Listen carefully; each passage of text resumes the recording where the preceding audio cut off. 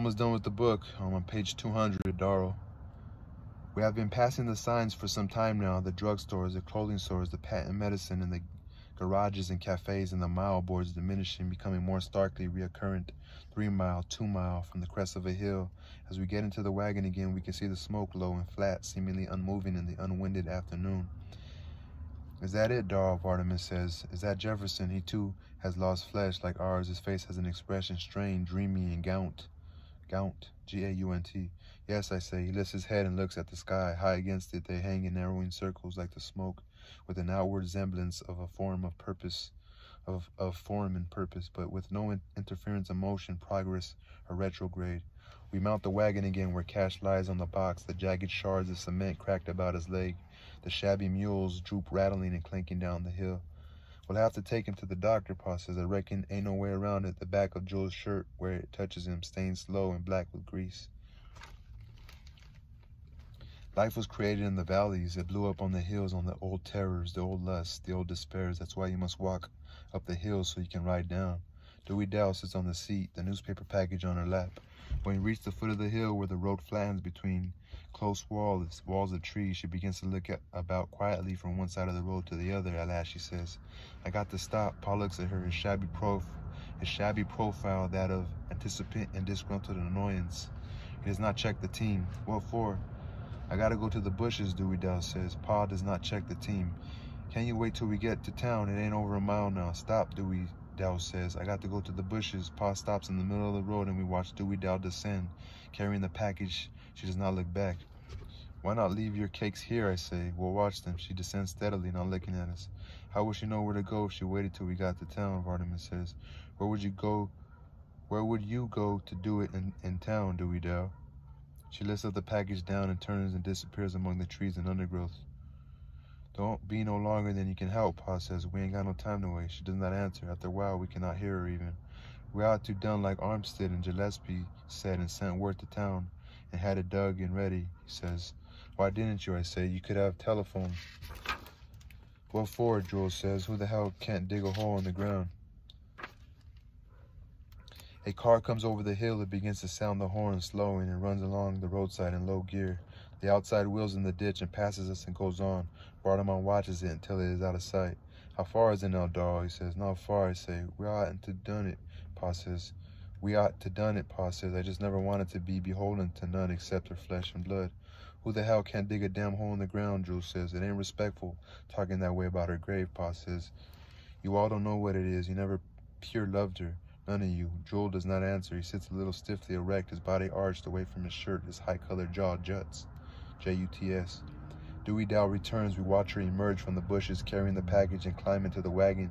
She now wears her Sunday dress, her beads, her shoes, and stockings. I thought I told you to leave them clothes to home, Pa says. She does not answer, does not look at it. She sets the package in the wagon and gets in. The wagon moves on. How many more hills now, Darl? Vardaman says. Just one, I say. The next one goes right up into town. This hill is red sand, bordered on either hand by Negro cabins, or bordered on either hand by Negro cabins. Against the sky ahead of the massed telephone lines run, and the clock on the courthouse lifts among the trees.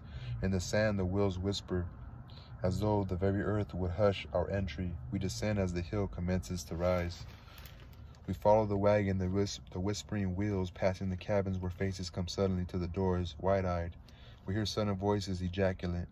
Joel has been looking from side to side. Now his head turns forward and I can see his ears taking on a still deeper tone of furious red. 3 Negroes walk beside the road ahead of us. 10 feet ahead of them, a white man walks. When we pass the Negroes, their heads turn suddenly with that expression of shock and instinctive outrage. Great God, one says. What they got in that wagon? Joel whirls, son of a bitches, he says as he does. So he is abreast of the white man who has paused. It is as though Joel had gone blind for the moment, for it is the white man toward whom he whirls. Darl, Cash says from the wagon. I grasp at Joel. The white man has fallen back a pace, his face still slack-jawed, then his jaw tightens, claps too. Joel leans above him, his jaw muscles gone white. What did you say, he says. Here, I say. He don't mean anything, Mr. Joel. You don't mean anything, Mr. Joel, I say. When I touch him, he swings at the man. I grasp his arm. We struggle. Joel has never looked at me. He's trying to free his arm. When I see the man again, he has an open knife in his hand. Hold up, mister, I say. I got him, Joel. I got him, Joel, I say. Thinks because he's a goddamn town fellow, Jules says, panting, wrenching at me. Son of a bitch, he says. The man moves. He begins to edge around me, watching Jewel, the knife low against his flank. Can't no man call me that, he says. Paws got down and Dewey Dow's holding Jewel, pushing at him. I release him and face the man. Wait, I say, he don't mean nothing. He's sick. Got burned in the fire last night. He ain't himself. Fire or no fire, the man says. Can no man call me that?